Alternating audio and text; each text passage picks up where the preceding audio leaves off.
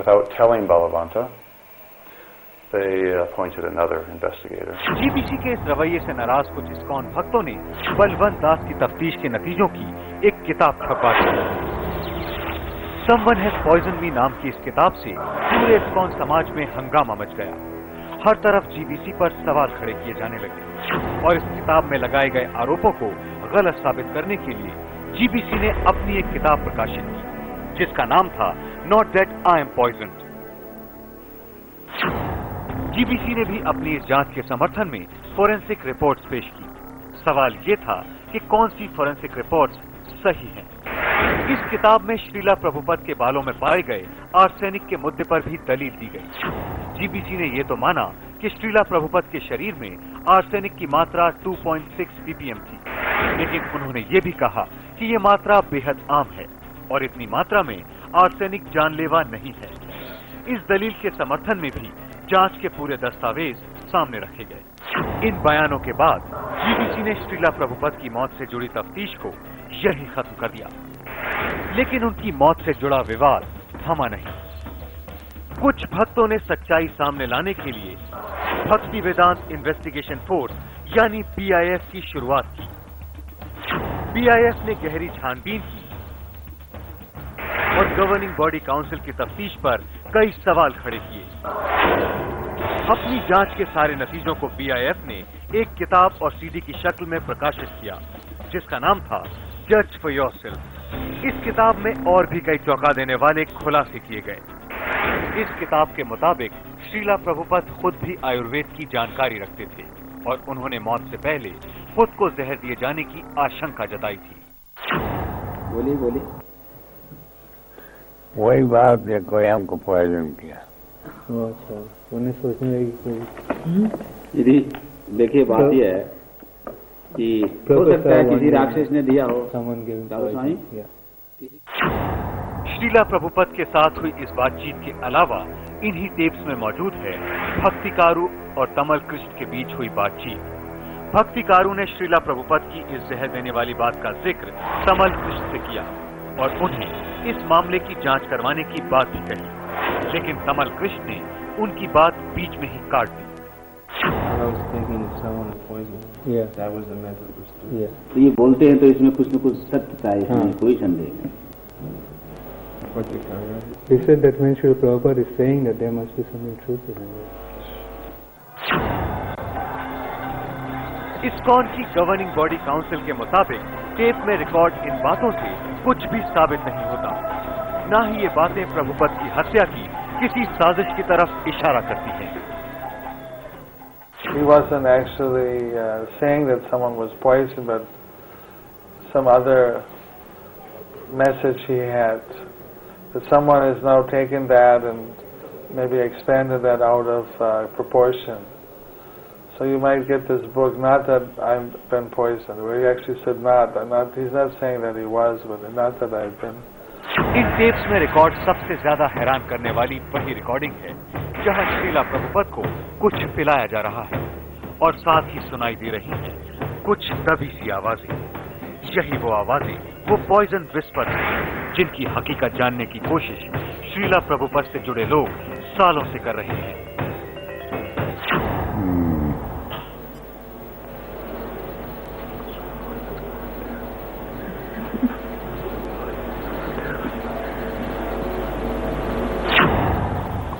I drink milk, whatever is time. He's outside never. Really. Like to follow the same treatment only while traveling.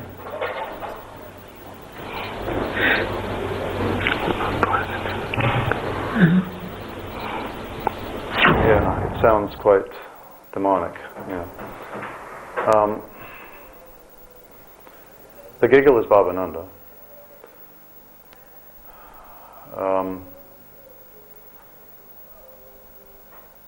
The poison going down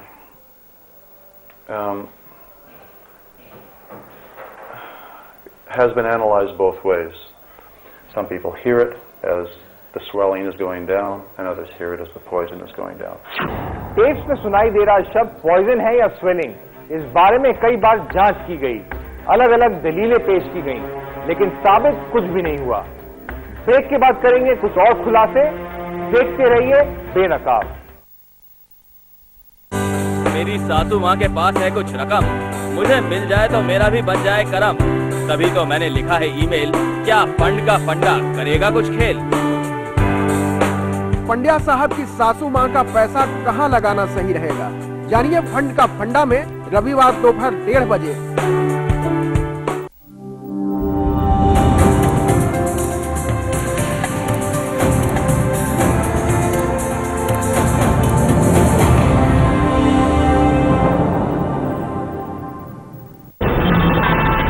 भूल गया सब कुछ,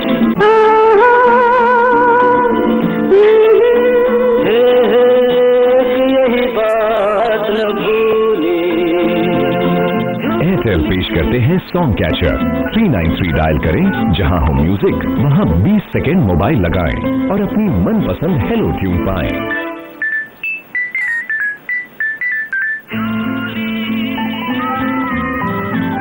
Hey, sleepy eyes. You need coffee. You need a life.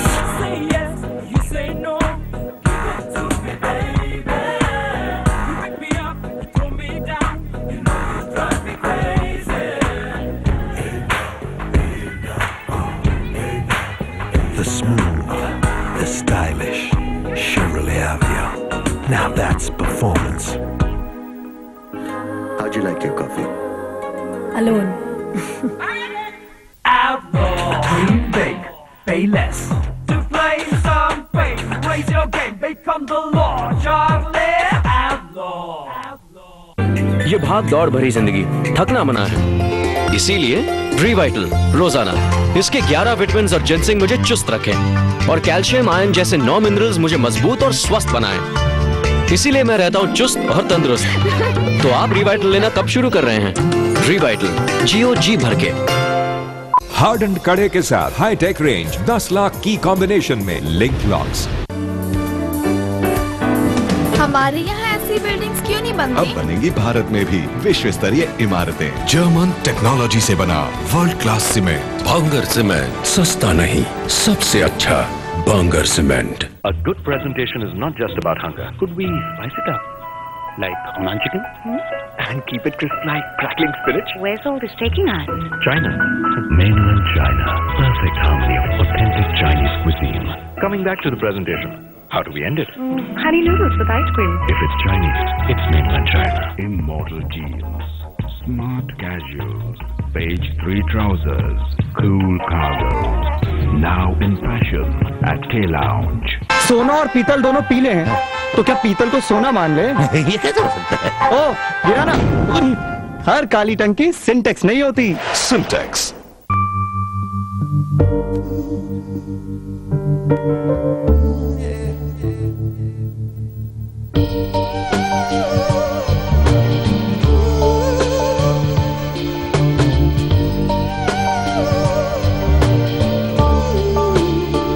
आपके चेहरे को चाहिए नए Pond's cold cream की खास देखभाल, क्योंकि चेहरा कहे दिल की बात।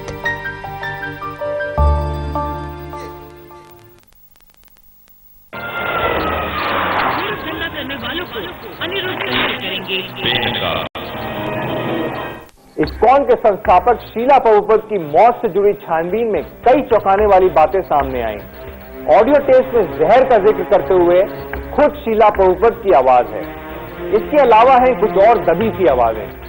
कुछ भक्तों का मानना है कि ये आवाजें शीला प्रभुपद को जहर दिए जाने की साजिश की तरफ इशारा करती हैं, लेकिन सच क्या है किसी को नहीं मालूम।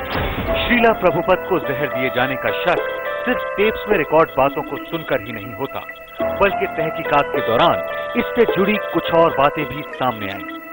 भक्ति वेदांत इन्वेस्टिगेशन फोर्स की किताब जज फॉर योरसेल्फ में दी गई जानकारी के मुताबिक शीला प्रभुपद का इलाज कर रहे आयुर्वेद डॉक्टर कविराज बोनामाली को भी शीला प्रभुपद की मौत से तकरीबन 20 दिन पहले उनके यूरिन सैंपल में जहर के कुछ लक्षण नजर आए थे, जिसे देखकर कविराज बोनामाली ने शीला प्रभुपद का इलाज करने से इनकार कर दिया था।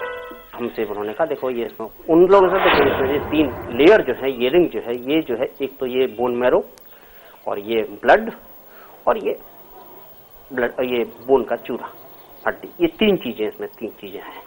ये जो है ये होता कब है, ये होता है ये स्लो पॉइजन अगर किसी को किया जाए तो नॉर्मल डेथ आदमी की होगी, किसी को पता भी नहीं चलता क्या किया नहीं किया है। स्लो पॉइजन ऐसा होता है और काफी दिन से ये चल रहा है, जिसके कारण से ये जो है ये धीरे धीरे गल के ये जो निकल रहा है। ये तो यूरिन सैंपल, इसलिए मेडिसिन कोई काम नहीं कर रही है, जो भी है ये का बात है। अभी इसका ट्रीटमेंट तो जो है जबकि श्रीला प्रभुपद का इलाज करने वाले दूसरे डॉक्टर नरोत्तम कविराज बोनामाली के इस दावे को पूरी तरह नकारते हैं। सच क्या है कोई नहीं जानता। ये सब विवाद तो चलते ही रहते हैं। संत जब मरते हैं या कोई बड़ा आदमी मरता है तो उसके शिष्य हुए या लड़के हुए एक दूसरे के ऊपर दोषारोपण प्रत्यारोपण करता है, लेकिन ऐसी कोई बात हमको दिखाई नहीं दी कि उनको कोई स्लो पॉइजन दिया गया हो। बहुत सारे सवाल और जवाब बहुत कम। क्या वाकई श्रीला प्रभुपद की हत्या की गई थी? क्या इस साजिश में इस्कॉन के सदस्यों का ही हाथ था? जीबीसी इसकी छानबीन क्यों नहीं करवा रही? जीबीसी के सदस्य जय पताका इस बारे में अपनी ही दलील देते हैं। Well, there are some people who look for controversy. There's some people who say that after Prabhupada there should be no gurus. So that maybe they're trying to create some doubts in people's minds and conspiracy and things like that. But those who were with Prabhupada, there was never any kind of sentiment like that. There wasn't any politics. We all wanted Prabhupada to be with us forever. We didn't want him to leave. लेकिन भक्ति वेदांत investigation force का मानना है कि असलियत जो भी हो, सही तहकीकात के जरिए सच सामने आना ही चाहिए। That's why we're pushing simply for the investigation. We're not trying to come up with an opinion that, oh, I think Prabhupada was poisoned, and someone else says, oh, I don't think Prabhupada was poisoned. Both these positions are useless. The real position is that there's enough evidence to warrant an investigation. That's the only point we're pushing, and any reasonable person would follow through on that. They would want to see an investigation to let the truth come out. इन सारी घटनाओं के बीच बीमारी के समय श्रीला प्रभुपद की देखभाल करने वाले 4 लोगों में से कमल कृष्ण गोस्वामी की 2002 में मौत हो गई। भावनंद गोस्वामी को इस्कॉन से निकाल दिया गया। भक्तिकारु और जय पताका स्वामी अब जीबीसी के सदस्य हैं। तमाम तफ्तीश और खुलासों के बाद कई सवाल अब भी सर उठाए खड़े हैं। श्रीला प्रभुपद की मौत हत्या थी या नहीं? केस में सुनाई दे रही आवाजों की हकीकत क्या है? हर तफ्तीश के अलग अलग नतीजे हैं, लेकिन पुख्ता तौर पर कुछ भी साबित नहीं हो सका। जीबीसी मानती है कि वो इस मामले से जुड़ी तहकीकात खत्म कर चुकी है, जबकि भक्ति वेदांत इन्वेस्टिगेशन फोर्स इस केस को अदालत ले जाना चाहता है। लेकिन क्या भक्ति वेदांत की मौत के पीछे कोई राज है या ये कुछ भक्तों की मन का वहम है?